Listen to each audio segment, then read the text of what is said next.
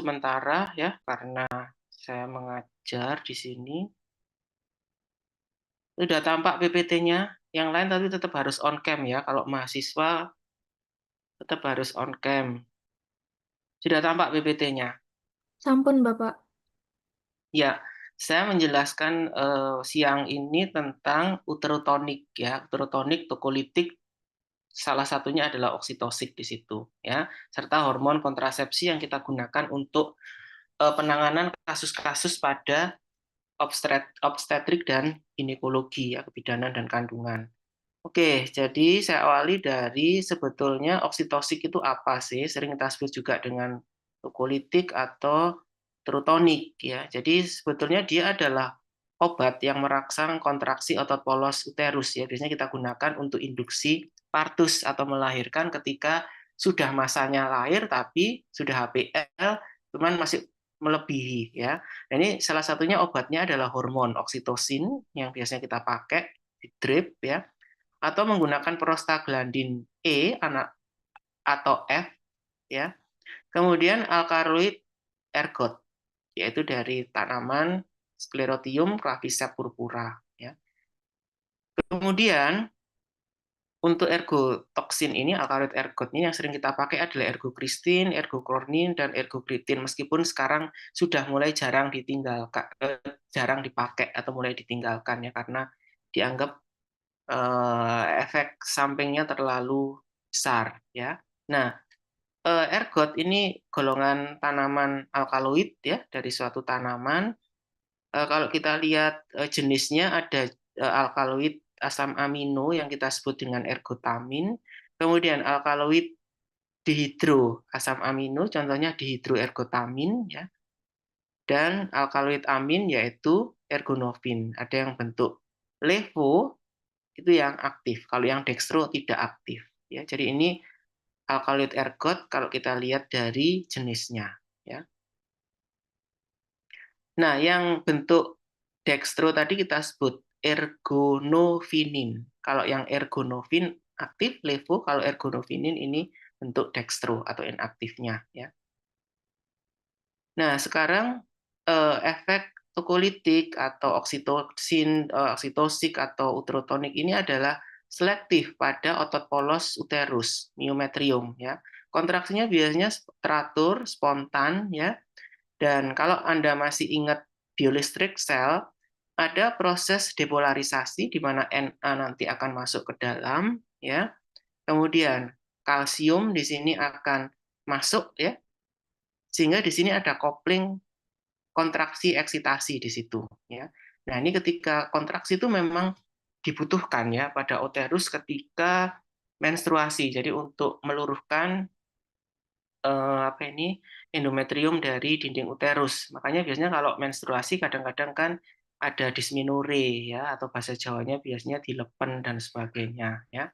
Nah, kontraksi ini memang meningkat seiring dengan usia kehamilan. Jadi kalau sudah mendekati HPL tentunya kontraksinya makin sering dan makin kuat ya. Dan biasanya yang terkuat ini pada saat partus. Nah, persarapannya yang mempengaruhi persarapan di sini adalah cholinergic pelvis ya. Kemudian ada adrenergic ganglion mesentrik ya, inferior hipogastrik, dan ini berpengaruh pada myometriumnya nggak terlalu besar, artinya kecil ya kalau yang adrenergic ya. Kalau yang cholinergic lumayan besar, yaitu persarafan yang memerantarai kontraksi dari uterus ya. Jadi ada cholinergic dan adrenergic. Cuman yang adrenergic ini yang kecil ya efeknya. Masih ingat nggak obat-obat cholinergic apa contohnya?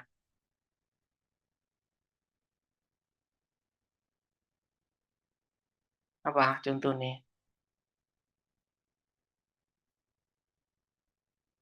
Nah, nggak tahu kan?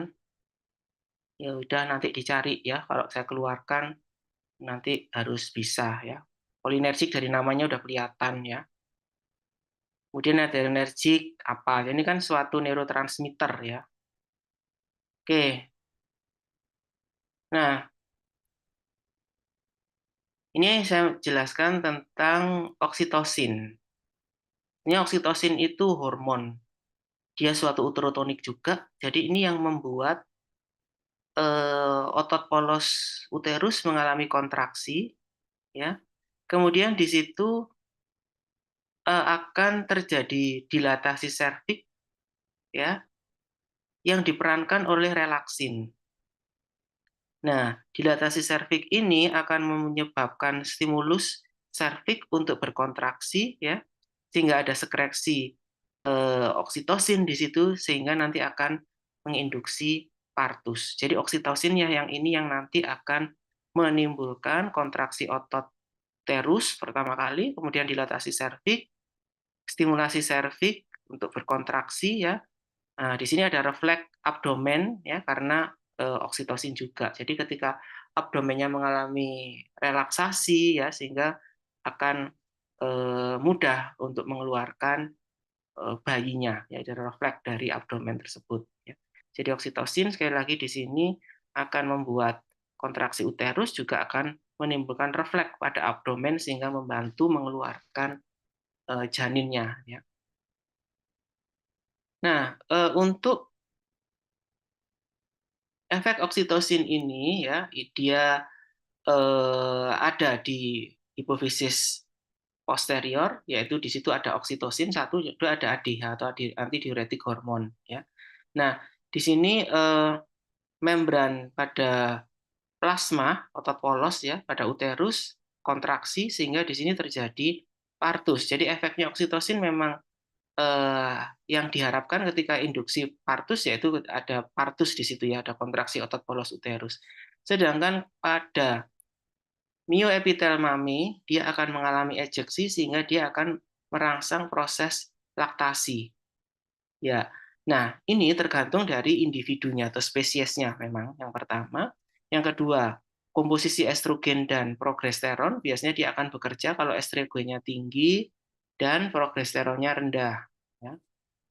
Kemudian juga dipengaruhi oleh ion-ion kalsium, magnesium, dan kalium. Biasanya kalsium ini yang berperan untuk membantu kontraksi otot polos, ya. Dan yang keempat di sini adalah antidiuretik hormon, karena di situ pada hipofisis itu selain oksitosin juga ada antidiuretik hormon. Kira-kira apa sih maksudnya antidiuretik hormon itu? Tahu nggak efeknya gimana?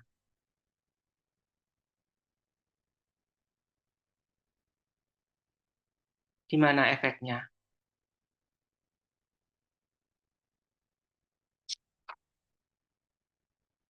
Tidak ada satupun. Ayo, Itu bulus, Pak. Bulus ginjal. ya, efeknya bagaimana? Dari kata-katanya kan udah kelihatan hormon yang Untuk efeknya antidiuretik itu berarti dia menghambat proses diuresis. Jadi mungkin itu lebih ke menghambat, mempercepat reabsorpsi dari air gitu, Pak, supaya tidak terjadi mixing.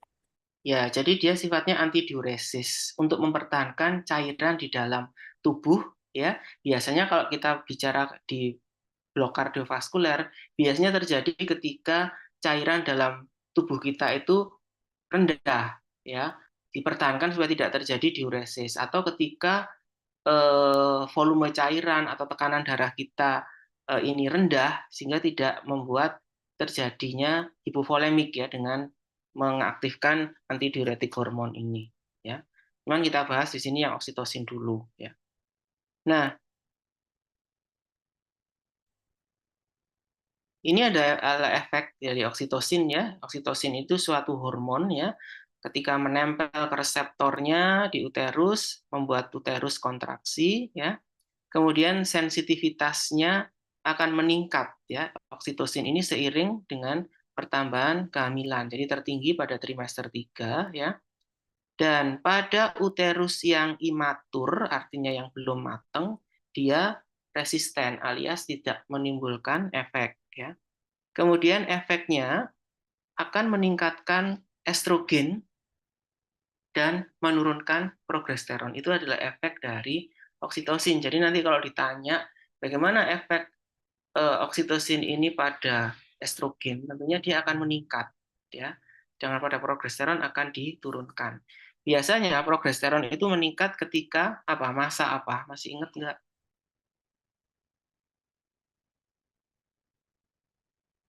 Kalau kita bicara opjin dia akan meningkat pada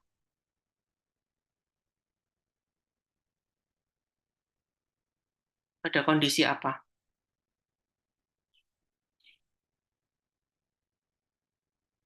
PR ya, nanti kalau saya tanyakan eh, harus tahu jawabannya ya. Progesteron akan meningkat pada kondisi apa? Sementara oksitosin di sini efeknya memang menurunkan progesteron ya. Kemudian oksitosin juga akan menimbulkan pelepasan prostaglandin. Nah, prostaglandin ini siapa yang tahu efeknya prostaglandin apa? Nanti kalau saya tanyakan, apa mau PR lagi? Karena nggak ada yang jawab. Saya tanya ini supaya nggak tidur ya, karena jam-jam kritis ini. Apa prostaglandin? Ya sudah PR lagi ya, nanti kalau saya tanya waktu ujian ya. Prostaglandin ya. PG ya, prostaglandin singkatannya efek utama atau hasilnya. Apakah benar di sini kontraksi, PG yang mana, nanti PR dicari ya. Kalau enggak gitu nanti tidur oleh ya. Nah, ini adalah efek oksitosin ya pada kelenjar mami tadi sudah saya sampaikan. Male suction reflex, kreksi oksitosin akan menimbulkan ejeksi ASI atau male ejection ya. Nah, di sini senyawa obat atau katekolamin ya di sini tidak mempengaruhi kontraksi mioepitel ya, tapi dia bisa menghambat ejeksinya atau pengeluarannya. Jadi kontraksinya tidak terpengaruh oleh katekolamin, tapi katekolamin akan menghambat ejeksi dari ASI ini ya. Nah, ini kemudian sistem pada kardiovaskuler ya. Tadi oksitosin akan membuat membran otot polos ya mengalami relaksasi sehingga terjadi vasodilatasi, tekanan darah turun ya. Kalau tekanan darah turun, maka aliran darah ke ekstremitas akan meningkat ya sehingga di situ kulit menjadi merah atau mengalami apa ini eritema ya. Nah, di sini seringkali menimbulkan takikardi ya. Takikardi itu apa? Tahu nggak? Nggak tahu juga. Ini sudah semester berapa sih? 2023 harusnya kan sudah semester 5 ya. Nggak tahu apa takikardi itu. Denyut jantungnya lebih dari normal, Pak, meningkat. Apanya yang meningkat? Denyut denyut Ya, jantungnya. heart rate-nya meningkat. Ya, Oke, lawannya meningkat. apa? Lawannya apa? Bradikardi, Ya, Pak Yudi. oke. Jadi kalau pemberian itu harus hati-hati ya. Jadi efeknya tidak hanya pada ke otot polos uterus ya, tapi dia juga bisa mempengaruhi kardiovaskuler sehingga itu selain tekanan darah turun ya, akan menimbulkan takikardi di situ ya. Nah, sehingga dosis pada obstetrik ya di bidang kebidanan untuk induksi partus harus sesuai ya. Nah, ini tentang ADH nggak usah saya bahas terlalu jauh ya. Ya, cuman bedanya aja ya, yang oksitosin yang ada perbedaan gugus sulfohidril ya. Ya, kalau ADH di sini antidiuretik atau vasopresin ya sebenarnya dia untuk meningkatkan tekanan darah dengan menghambat diuresisnya ya. Nah, sedangkan di situ tadi efeknya oksitosin bisa menimbulkan vasodilatasi ya, tapi kalau ADH justru dia akan ini apa menghambat diuresis ya sehingga diharapkan volume darah tetap ya sehingga terjadi resiko hipovoleminya bisa apa ini rendah ya dicegah ya. Oke, lanjut ke farmakokinetik dari oksitosin. Saya kalau bicara farmakokinetik paham ya, kira-kira apa yang dibahas di situ? Ahmad Zidni coba nggak ada wajahnya soalnya. Ada orangnya. Izin menjawab, Pak. Ya, siapa yang menjawab ini? Damar ya. Pak Inggi. Setahu Gimana? saya kalau misal kayak farmakokinetik itu kayak pokok kayak perjalanan obat dari awal masuk gitu, Pak. Kayaknya. Yang lain Tujuan mungkin awal bisa. masuk Masuk, tubuh. Pak. Mas Bipni, Terus diproses di tubuh sampai farmakokinetik. keluar gitu. Ya, mungkin Ahmad Sidni bisa Tadi menambahkan. saya ingin menambahkan mungkin tentang obatnya itu dalam diabsorpsi, distribusi, metabolik sampai ekskresi. Oke, jadi passwordnya farmakokinetik itu ATME ya, singkatannya absorpsi, distribusi, metabolisme, ekskresi. Jadi bagaimana nasibnya obat itu ketika masuk dalam tubuh? Pertama diabsorpsi, kemudian didistribusi, dan seterusnya. Jadi di sini obat, kalau obat itu oksitosin ini diberikan oral, maka akan dirusak oleh kemotripsin, ya, sehingga tidak mungkin diberikan oral. Jadi oksitosin ini mesti diberikan dalam bentuk non oral, yaitu biasanya intravena atau parentral, ya. Nah, ketika diberikan parentral, dia tidak terikat protein plasma, sehingga risiko untuk berikatan dengan reseptor cukup tinggi di situ. Waktu paruhnya juga pendek, ya, hanya beberapa menit, ya. Bisa juga diberikan intranasal, berarti lewat inhalasi, ya. Cuman ketika diberikan intranasal itu memang risikonya waktu paruhnya jadi pendek, ya. Nah, oksitosin ini dirusak di hepar, organ hepar, ginjal, kelenjar mame saat masa laktasi, ya. Jadi dirusak di situ, ya. Meskipun dia bisa merangsang laktasi, cuman dia akan dirusak ya oleh di kelenjar mame, itu artinya di metabolisme, ya. Karena kalau tidak di metabolisme dia aktif terus, ya nggak bagus, ya. Kemudian dirusak oleh enzim ya, oksitosinase, ya.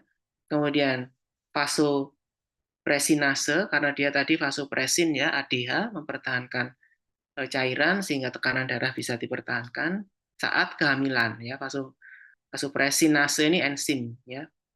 Nah, kemudian aktivitas oksitosinase yang mendegradasi oksitasin tadi tertinggi di uterus gravidarum, ya, pada saat kehamilan dia di situ, ya, dirusak di situ. Kemudian di plasenta, jadi di plasenta, dan itu akan dirusak oksitosin, karena oksitosin itu nggak segera diinaktifkan, nanti cenderung menyebabkan kontraksi dan bayinya bisa lahir meskipun pada suatu ketika dia juga kita perlukan, ya. Nah, sekarang kita telaah secara aktivitas atau hayati dari oksitosin itu. Kita lihat di sini ya, ini ada 2 mikrogram oksitosin murni standar ya. Ternyata pada otot polos dia menimbulkan vasodilatasi ya, seperti tadi ya. Sering kita sebut dengan vasodepressor, menurunkan tekanan darah ya. Tapi di sini yang sebelah kanan ya, pada oksitosin sampel ketika memapar ya pada otot polos, di situ kita bisa melihat potensi dari oksitosinnya, ya, apakah dia kuat atau tidak. Yang ini kan standar, sedangkan yang ini sampel untuk melihat apakah dia efektif atau enggak. Sama enggak dengan standar? Harusnya sih sama, ya, tapi tergantung juga dari oksitosinnya, sampelnya dari mana, misalnya dari murni atau dari hewan dan sebagainya. Ya, ini hanya untuk membandingkan ya dari dosis yang digunakan. Ya, ini 2 mikrogram kalau murni, kalau yang dari sampel hewan atau apa itu kita lihat efek vasodilatasinya ada atau enggak ya. Nah, ini satuannya 1 unit pituitary dari posterior ya, dari USP, United States Pharmacopoeia atau farmakopoeinya Amerika ya. Jadi satuannya ada yang mengatakan unit, ada yang mikrogram di situ ya. Nah, kalau tadi kita sudah bicara oksitosin dan sebagainya, tadi kita juga sudah singgung ergot alkaloid ya sebagai agen uterotonik ya. Nah, ternyata efeknya dia cukup banyak juga, selain ke uterus, ke rahim ya, juga ke pembuluh darah ya, kemudian ke susunan saraf pusat ya, serta adrenolitik ya. Jadi dia melisiskan dari neurotransmitter adrenergik ya. Nah, ini ke uterus ya, kontraksinya meningkat seiring dengan dosis ya. Hanya bekerja pada uterus yang matur dan pada usia gravidarum, atau tergantung dari usia bayi atau janin yang di dalam kandungan itu ya. Ini tadi udah kita bahas juga ya. Jadi kalau yang asam amino derivat alkaloid ya lebih efektif dari ergotamin ya. Kemudian kerusakan endotelnya amat merusak, jadi dia bahaya ya untuk apa ini terjadi kerusakan ergotamin ini ya. Nah, kalau endotel rusak kan kita tahu endotel itu untuk mensintesis NO dan segala macam atau dia punya efek permeabilitas sehingga nanti akan menyebabkan apa gangguan vasokonstriksi dan vasodilatasi dari pembuluh darah ya. Nah, ini untuk oksitosiknya, efek oksitosik atau uterotoniknya lebih aktif ya, kerjanya lambat, tapi kalau secara oral tidak efektif ya. Nah, bagaimana efeknya ke alfa adrenoreseptor blocker ya atau penghambat adrenoreseptor? Aktif dia. Jadi ini ergotamin ya, derivat dari ergot asam amino efektif ya sebagai ini lebih efektif ergotamin ini untuk merusak ini apa endotel ya. Kemudian suatu vasokonstriktor yang cukup hebat juga, kerusakan ini masuk dan seterusnya. Sedangkan ini yang dihidroergotamin ya, lebih kecil potensinya dibandingkan ergotamin, cuman dia efek uterotoniknya pada apa ini uterus gravida aktif ya secara intranasal. Jadi dia pemberiannya efektif pada intranasal. Dan di sini efek blocker terhadap adrenoreseptor lebih besar daripada yang ergotamin. Sedangkan yang amin aktivitasnya lebih rendah ya. Ergonovin salah satu contohnya tadi yang levo tadi ya. Oksitositnya aktif, kerjanya cepat, dia bisa diberikan oral khusus untuk ergonovin ini ya. Nah, dari sini kira-kira mana yang lebih aman sekaligus efektif untuk uterotonik kalau saya tanya. Ini mungkin nanti saya keluarkan. Yang mana? Ergotamin kah, dihidroergotamin kah, atau ergonovin? Yang aman tapi juga tetap memiliki efek uterotonik.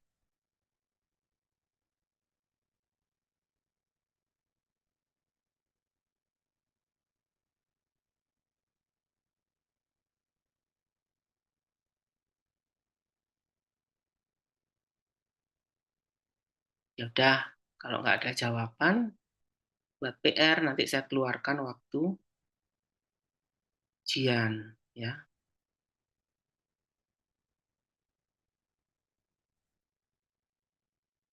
Kalau ada yang jawab ya nanti kita bahas, tapi kalau nggak ada ya sudah ya. Oke, Kalau saya itu lanjutkan. Ya, gimana? kalau menurut saya itu bisa yang golongan ergonovin mungkin Pak. Kenapa? Kenapa kok ergonovin? Karena eh, eh, itu efek yang oksitosisnya itu aktif, terus kerjanya cepat, juga bisa lewat rute oral, juga nggak ada efek dari ergotamin tuh kayak kan kalau dari ergotamin tuh ada efek samping itu lebih apa merusak ke endotel. Seperti itu Pak. Sama yang efek ke reseptor alfa adrenoreseptor blockernya itu. Oke, ya. Jawabannya betul ergonovin karena dia cukup efektif sebagai uterotonik ya, aktif dia, kerjanya cepat, bisa diberikan oral, nggak harus parenteral sehingga ini bisa diberikan oleh tenaga non medis. Dan satu lagi dari segi keamanan dia tidak merusak endotel. Tuh keunggulan dari ergonovin dari levo tadi ya. Kalau yang dextro tidak aktif, kalau yang ergonovin dia aktif ya. Oke. Nah, sekarang ini efek kardiovaskuler pada ergotamin ya. Jadi dia vasokonstriktor ya tadi karena efeknya blocker pada adrenoreseptor alfa, merusak endotel ini yang tidak menguntungkan ya. Efek kardiovaskulernya paling kuat ya. Padahal kita kan nggak butuh efek kardiovaskuler ya kalau di Opjin hanya untuk uterotonik ya. Nah, kemudian ini efek yang tidak diharapkan juga dari ergotamin adalah ergotisme. Jadi ada vasokonstriksi, kalau berlebihan kan membuat tekanan darah naik, trombosis, gangren, ya, kulit dingin, gatal, muntah, nadi lemah cepat, ya, bisa bingung, tak sadar. Dan ini efek yang tidak diharapkan. Ya. Nah terapinya biasanya kalau terjadi ergotisme, ya, secara simptomatik kita buat pembuluh darah mengalami vasodilatasi ya. Dan untuk ini ya, karena efeknya dia vasokonstriktor, maka harus digunakan bahan-bahan vasodilator yang kuat ya. Kemudian diberikan antikoagulan karena dia bisa menimbulkan trombosis ya.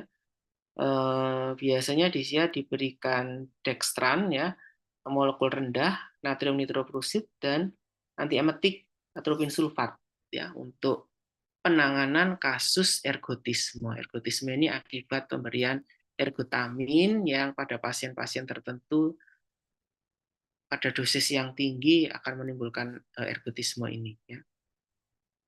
Nah, ini indikasi alkaloid ergot. Kapan sih alkaloid ergot sebagai uterotonik itu diberikan? Jadi sebetulnya alkaloid ergot itu efeknya tidak hanya ke uterus ya, tapi dia juga bisa digunakan untuk penanganan migrain, nyeri kepala sebelah ya, karena pasokan oksigen ke kranial ya itu turun ya.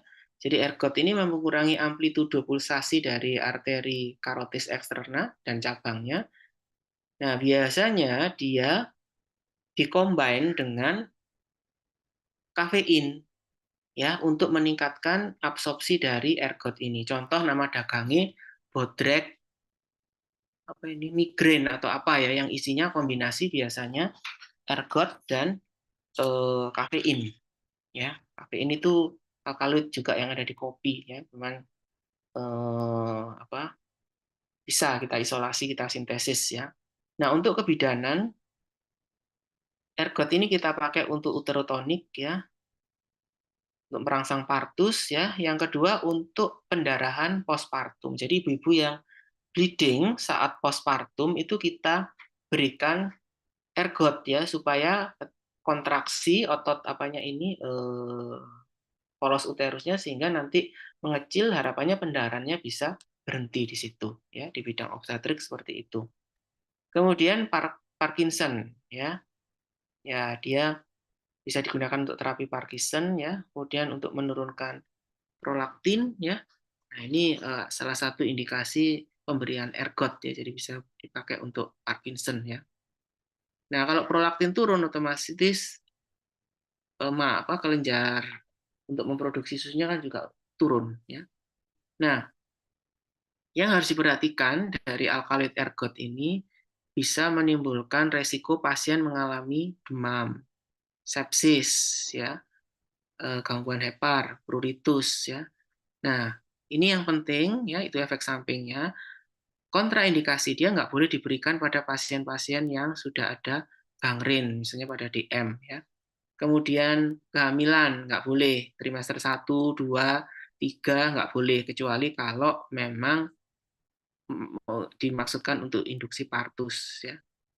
Pasien infeksi ya sepsis karena dia cenderung menimbulkan sepsis ya tadi ya, dan penyakit hepar dan ginjal karena dia di metabolisme di hepar ya.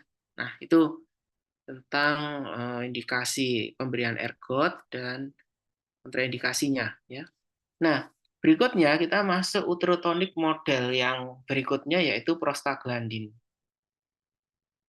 Prostaglandin ini adalah hormon lokal ya yang kerja meningkatkan otot polos kontraksi uterus ya. Kemudian dia diinaktivasi oleh ini organ yang ada di situ. Jadi inaktivasi pada prostaglandin. Artinya prostaglandin ini tidak kerja terus ya, karena satu ketika dia harus diinaktifkan ya. Kalau kerja terus atau aktif terus kan bahaya. Nah, ini sumbernya prostaglandin bisa dari myometrium ya, kemudian endometrium, ovarium ya, kemudian dari cairan amnion kadarnya cukup tinggi prostaglandin ini, kemudian pada kehamilan yang aterm ya, jadi itu sumbernya. Kemudian cairan seminis pria ya. Nah, ini biasanya ketika berhubungan intim ya, pada ini ternyata dari cairannya mengandung prostaglandin itu bisa merangsang untuk kontraksi otot polos uterus ya. Nah, ini untuk secara farmakokinetik indeks terapinya sempit ya.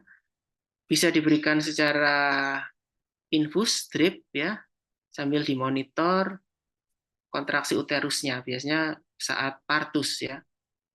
Nah, di Opjin biasanya kita gunakan PGE1, PGE2, dan GF2 alpha. Nama dagangnya Dinopros, GF2 alpha, yang PGE1 atau 2 Dinoproston ya. Nah, untuk nama dagang yang cukup terkenal mungkin seperti Cytotec ya, yaitu biasanya dalam bentuk ovula atau vaginal tablet ya, yang biasanya diberikan, jadi tidak harus diinfus ya. Tapi ada juga yang pemberiannya drip ya.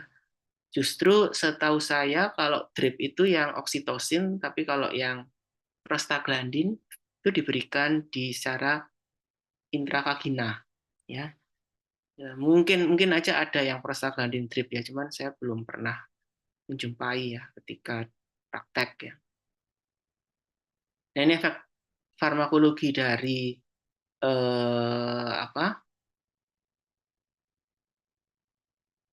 prostaglandin ya. Jadi semua prostaglandin ini memang menimbulkan kontraksi uterus baik itu pada pregnant maupun non pregnant ya.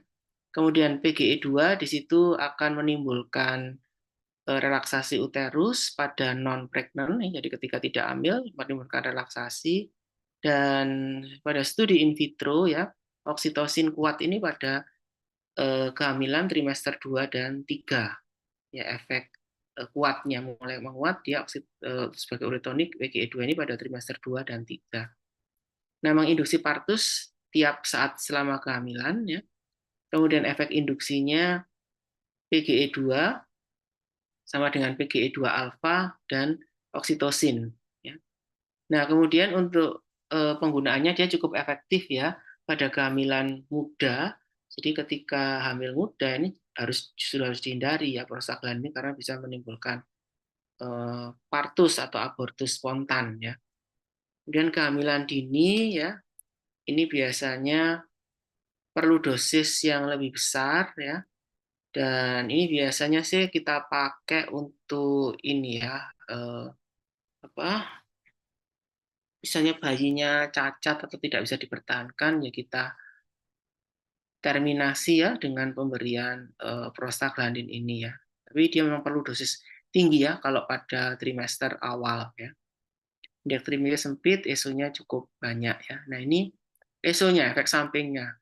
Jadi dia bisa bekerja pada otot polos saluran cerna ya, bisa menimbulkan kontraksi sehingga nanti pasien mungkin peristaltiknya meningkat, motilitasnya meningkat seperti itu ya. Kalau kardiovaskular efeknya hipotensi bisa, hipertensi bisa ya. Jadi berlawanan memang. Kemudian sistem saraf pusat, sakit kepala, kejang, dan sebagainya. Bisa juga menimbulkan asma. Jadi kalau ada yang punya riwayat asma, dilarang untuk pemberian prostaglandin ini. Kita ganti obat yang lain yang punya kerja aksi yang sama ya. Nah, kemudian pertimbangan terapi dengan prostaglandin ini harus diperhatikan ya pada pasien-pasien penyakit jantung, hipertensi, paru, hepar, ginjal, anemia, epilepsi ya terkait dengan ESO-nya tadi, sehingga di sini tidak dianjurkan untuk pasien dengan radang pelvis akut ya, kemudian jaringan parut pada uterus, jadi kalau sudah pernah melahirkan secara seksio ya, kemudian mau coba normal dengan diinduksi pakai PG ini tidak direkom karena adanya jaringan parut di uterus sangat membuat risiko terjadinya rupture ya. Kemudian hipersensitif obat ya, PG prostaglandin memiliki efek teratogenik ya pada hewan coba ya. Untuk abortis terapeutik biasanya ini kita gunakan cara yang lain ya, walaupun tadi bisa tapi dosisnya harus tinggi.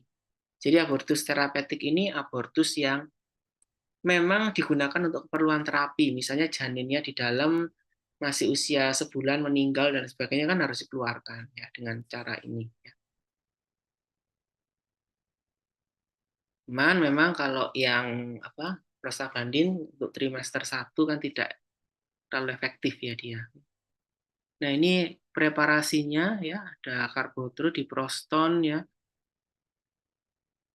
untuk serviks yang belum terbuka, ya, kematian janin, ya tadi yang saya sampaikan, ketuban pecah dini, misaborsi, mola dan sebagainya. Ya. Nah, hati-hati ya, ESO-nya seperti yang disampaikan, kalau terjadi overdosis bisa menimbulkan ruptur teris, ya, terus. Nah, ini kemudian bentuk supositorianya atau vaginal tablet, ya, Gamepros, ya, derivat alpostadil untuk dilaktasi serviks, melunakkan rahim, ya, kombinasi dengan mifeproston 3 jam sebelum SC, biasanya untuk membuat supaya ada melunakkan rahim, ya, dari pemberian Gamepros ini. Ya. Nah, ini indikasi dari uterotonik, ya. Untuk induksi partus aterm, ya, bisa menggunakan oksitosin hormon PGE1, PGE2, PGF alpha 2, ya. Kemudian efek uterotonik salah satunya tadi oksitosin adalah menghambat bleeding postpartum. Biasanya kita gunakan alkaloid ergot, ya, ergonovin, ya, atau metil ergonovin, ya, mula kerja cepat tapi efeknya lama, ya, tidak boleh dipakai untuk multiparah, ya. Kemudian oksitosin jadi bisa dipakai untuk menghambat bleeding, ya. Kemudian memperbaiki atoni uteri pada postpartum, jadi memperbaiki tonisitas uterus, ya, sehingga kalau tonusnya ada, nanti si rahim ini cepat kembali ke posisi semula. Dari yang melar tadi karena ada bayi bisa mengkerut ke posisi semula. Jadi tonusnya bisa diperbaiki oleh oksitosin. Kemudian ini menimbulkan kontraksi uterus, ya, selama partus atau postpartum atau SC. Ya, ini indikasikan biasanya kalau terjadi kontraksi uterus, ya, selama partus biasanya kita berikan oksitosin, ya. Induksi abortus terapeutik untuk trimester pertama, mengatasi inersia uteri, ya, oksitosin, dan ketika terjadi masa laktasi, ya, terjadi pembengkakan mame supaya ASI-nya keluar dengan pemberian oksitosin ini. Karena kalau nggak dikeluarkan nanti bengkak, ya, mamenya. Oke, itu indikasi uterotonik, ya. Nah, sekarang kita masuk kebalikannya. Kalau tadi uterotonik itu membuat kontraksi uterus, ya. Sekarang kita masuk ke yang menghambat motilitas uterus atau sering kita sebut dengan tokolitik, ya. Jadi kalau tokolitik sekali lagi dia menghambat kontraksi uterus, tapi kalau uterotonik dia meningkatkan kontraksi uterus, ya. Nah, biasanya tokolitik ini kita pakai untuk mencegah partus prematur, ya, pada kondisi tertentu. Kemudian menghambat, menghentikan partus sesaat, ya, untuk mendapatkan terapi yang sesuai, ya. Misalnya untuk mengurangi fetal distress selama transportasi, ya, misalnya mau dibawa ke rumah sakit bersalin yang lebih besar untuk SC, ini di daerah pedalaman, ya, supaya tidak terjadi kontraksi berlebihan, kita kasih tokolitik, ya. Kemudian persiapan SC, misalnya pada prolaps tali pusat, pelepasan sebagian plasenta, ya, kemudian posisi bokongnya enggak sempurna, ya, apa itu bisa digunakan, ya. Terus yang berikutnya obat-obat tokolitik, ya. Jadi untuk merangsang kontraksi ini ada obat agonis beta 2 yang mungkin kalau kalian dengar terbutalin, beneferol, ini obat apa biasanya? Dipakai untuk kasus apa? Alan, coba. Alan kok dari tadi tidak ada orangnya. Atau siapa? Apa ini obat apa? Misalnya terbutalin, masih ingat nggak?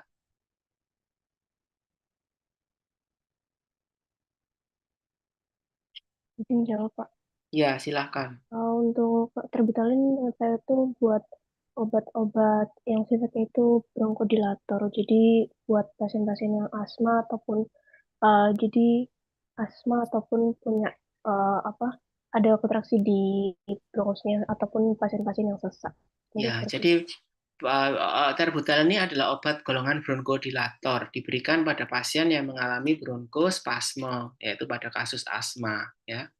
Nah, ternyata dia tokolitik, jadi menghambat partus. Ya. Jadi nanti kalau ada orang hamil, kemudian dia juga mengena asma, dikasih terbutalin, maka dia kontraksinya juga akan menurun. Ya. Kemudian Mg sulfat, ini juga salah satu tokolitik yang mungkin bisa dipakai untuk kasus apa kalau di Opjin? Mg sulfat, ada yang tahu? Kasus? Izin menjawab, Ya, mungkin Lamsi. ya preekleamsi, ya tekanan darahnya naik pada kehamilan. CA blocker, ya obat apa ini? Kalsium channel blocker. Ada yang masih ingat? CCB?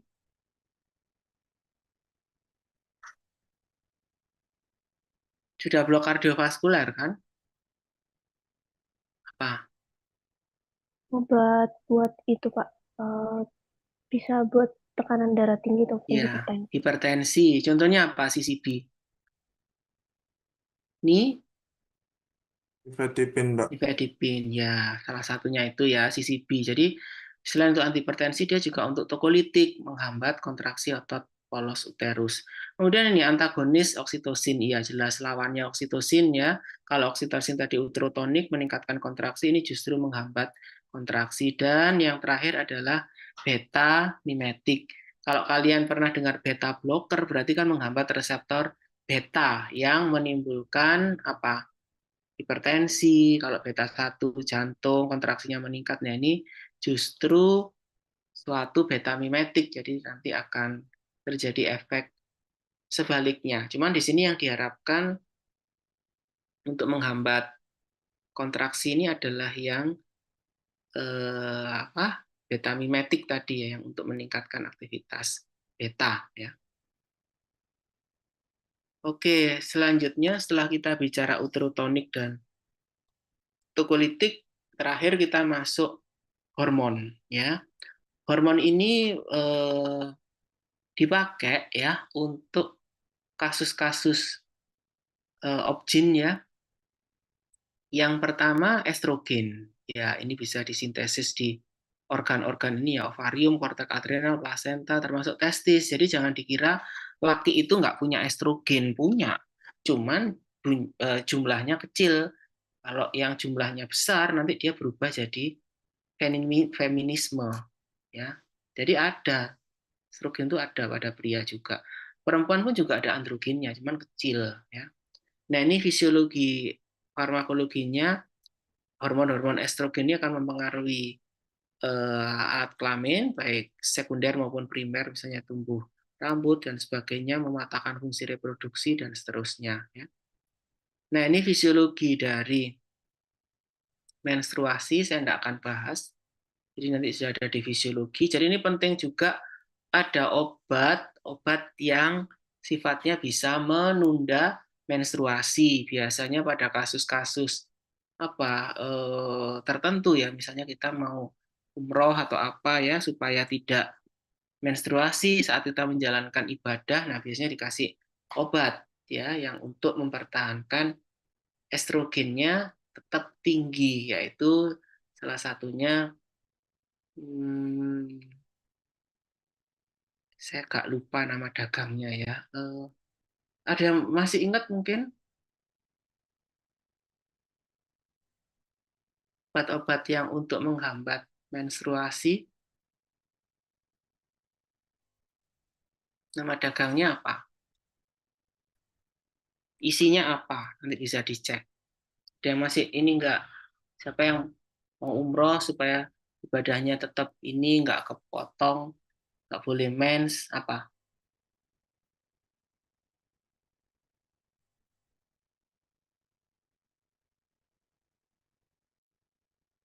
Enggak ada yang tahu. Apa ayo? Apa? Diana. Apa? Diana. Diana. Diana itu lebih ke arah untuk kontrasepsi ya. Ada pasien-pasien yang apa jerawatnya besar itu biasanya pakai Diane. Isinya apa Diane? Nah, nanti bisa dilihat ya dari situ.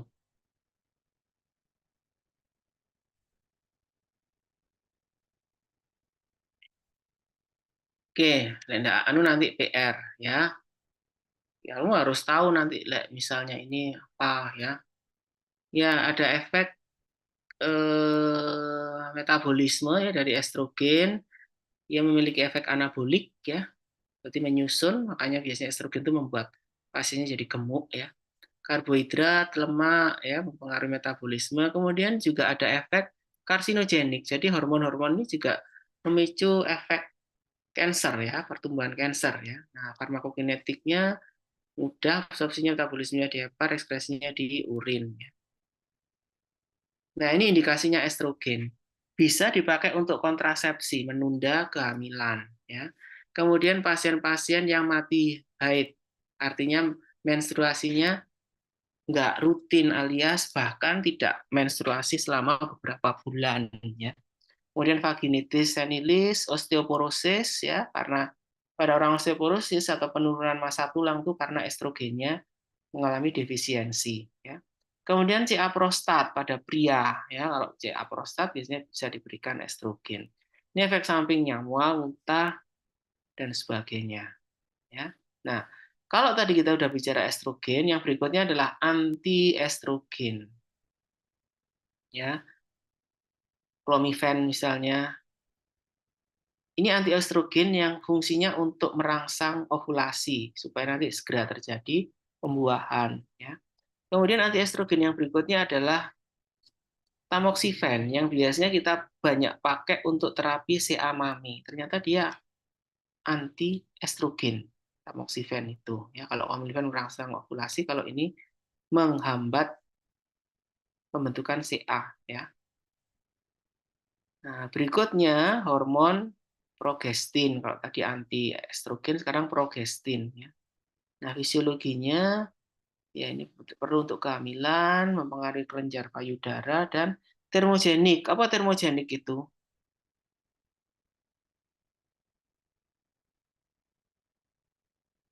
Ada yang tahu? Itu istilah umum loh harusnya. Kalau mahasiswa kedokteran harusnya tahu apa termogenik. Ada agnogenik. Bisa menjawab, Pak. Ya, Proses alami tubuh menghasilkan panas melalui ya. pembakaran kalori. Oke, termo itu kan panas ya. Jadi dia bahan yang memicu terjadinya peningkatan suhu tubuh. Entah itu metabolismenya ditingkatkan, kalau metabolisme ditingkatkan kan suhu akan naik karena ada peningkatan ATP ya. Farmakokinetiknya, atmonya nanti bisa dibaca progrestin ini. Nah, indikasinya progrestin dipakai untuk kontrasepsi ya. Kemudian untuk pendarahan rahim, nyeri head atau dysmenorrhea, kemudian endometriosis. Itu adalah indikasi dari penggunaan progestin ya. Jadi tadi kita sudah bicara 3 hormon ya, estrogen, antiestrogen, dan yang ketiga ini progestin ya. Saya hanya membahas poin-poinnya, nanti untuk lebih detailnya bisa dibuka di textbook ya. Nah, ini hal yang penting yaitu tentang kontrasepsi hormonal. Berarti kita pakai hormon ya. Kontrasepsi adalah pencegahan kehamilan dan preparat hormon ini bisa diberikan secara oral, tadi pil KB ya, Diane, Exluton misalnya, dan sebagainya ya. Jasmine itu nama-nama apa ini pil KB yang terkenal ya, mahal harganya kalau Jasmine sama Diane itu, cuman dia memang ada keunggulannya ya. Kemudian suntikan injeksi depo-progrestin, depo-provera, biasanya kalau provera itu 3 bulan, kalau depo-progrestin injeknya 1 bulan intramuskuler ya.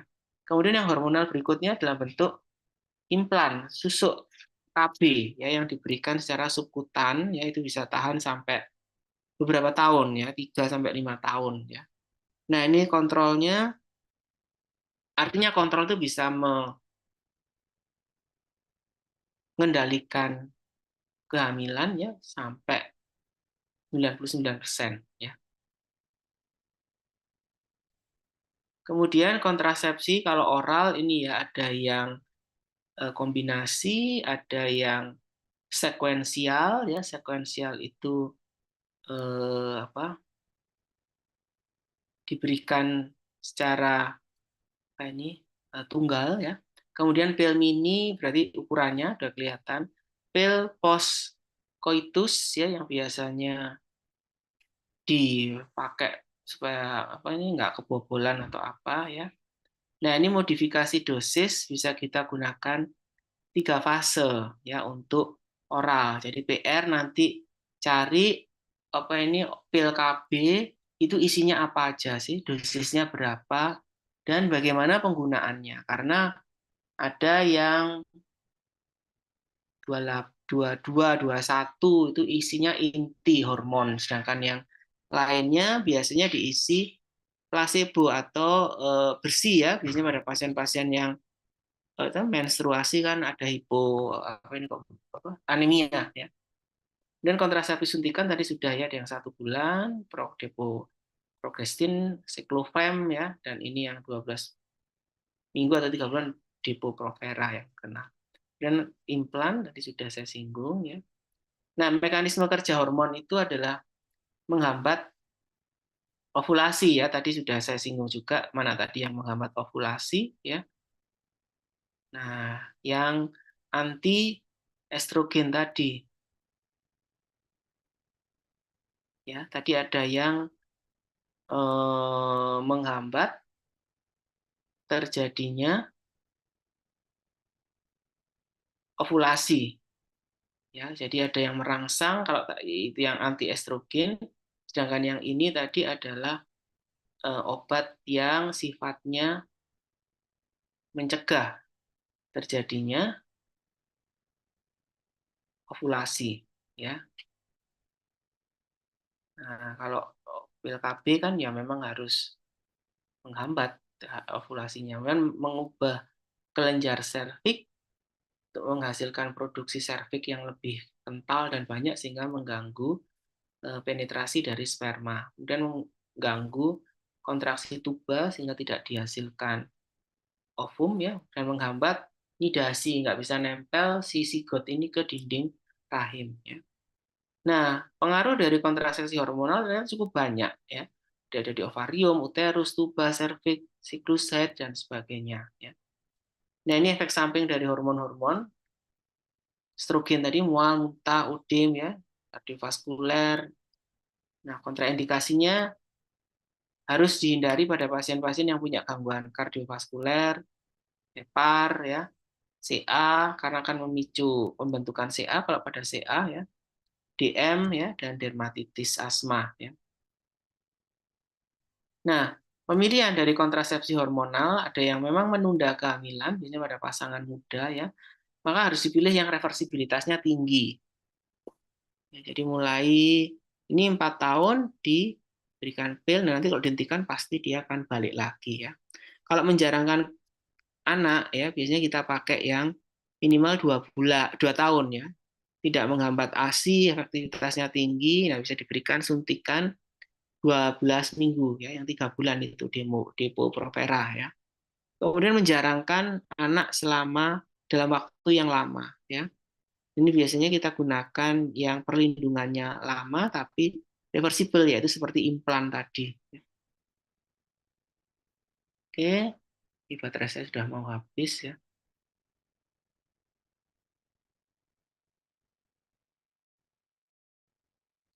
Nah, ini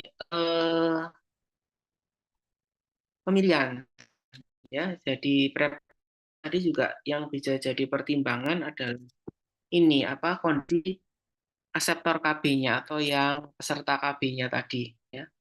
Nah, di situ kalau normal seimbang tentu kita bisa gunakan lebih bebas ya, pilihannya agak banyak. Tapi pada kondisi tertentu misalnya estrogennya dominan, maka kita harus pilih yang tepat ya, karena pada orang-orang yang estrogennya tinggi ini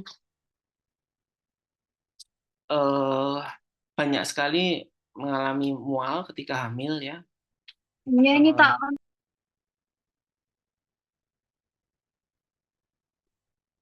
Kenapa tadi? Menstruasinya banyak ya, sakit kepala pada waktu mens, keputihan dan sebagainya. Ini efek kalau estrogennya menonjol. Dari komposisi apa ini pil kontrasepsi itu ada yang estrogennya tinggi ya. Sebaliknya kalau progesteronnya banyak, ini biasanya bisa memicu jerawatnya jadi lebih banyak, berminyak kulitnya, vagina kering dan payudaranya bisa tegang. Jadi biasanya sih kebanyakan kalau pil KB itu kombinasi antara estrogen dan progesteron. Nah, tentunya masing-masing punya efek ya. Jadi kamu pinter-pinter memilihnya. Jadi kalau pasien itu jerawatnya banyak atau apa ya kita pilih yang rendah progesteronnya, yang lebih menonjol estrogennya ya. Itu nah yang berikutnya androgen ya hormon laki-laki cuman dia banyak mulai banyak ya dipasarkan ya. Erojan misalnya nama dagangnya. Biasanya pada pasien-pasien yang androgen atau testosteronnya menurun ya. Ini sintesisnya di testis ya androgen itu. Di ovarium juga makanya pada wanita ada androgen ya, korteks adrenal. Ini farmakokinetiknya nanti bisa dibaca ya. Pada saat pubertas androgen ini membuat jadi maskulin ya, jadi pria ya. Indikasinya biasanya kita pakai untuk terapi sulih hormon defisiensi androgen. Dia punya efek anabolik ya. Kemudian ada efek anemia refraktor ya di situ ya. Nah, biasanya kita gunakan pada kasus-kasus CA mame, osteoporosis ya, infertilitas pada pria terutama ya. Nah, ini kita gunakan androgen ya. Terus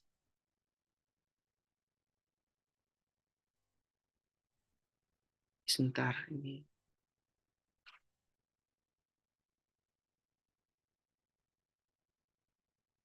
kurang satu slide kayaknya.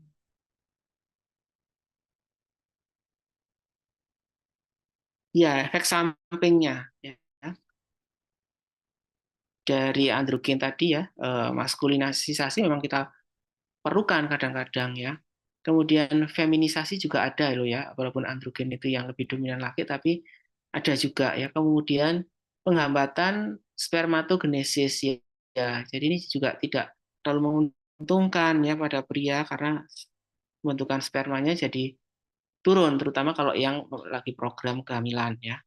Kemudian sebaliknya, anti androgen. Jadi dia menghambat sintesis sekresi kerja dari androgen tadi ya.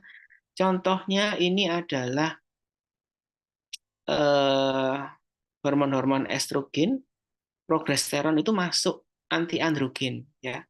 Nah, biasanya senyawa-senyawa anti androgen ini kita pakai untuk kontrasepsi oral pada pria meskipun sangat jarang digunakan ya karena risikonya juga nanti jadi itu tadi feminisasi dan sebagainya ya. Oke, saya rasa itu ya yang bisa saya berikan ya untuk siang hari ini ya. Kalau ada pertanyaan silahkan sebelum saya tutup.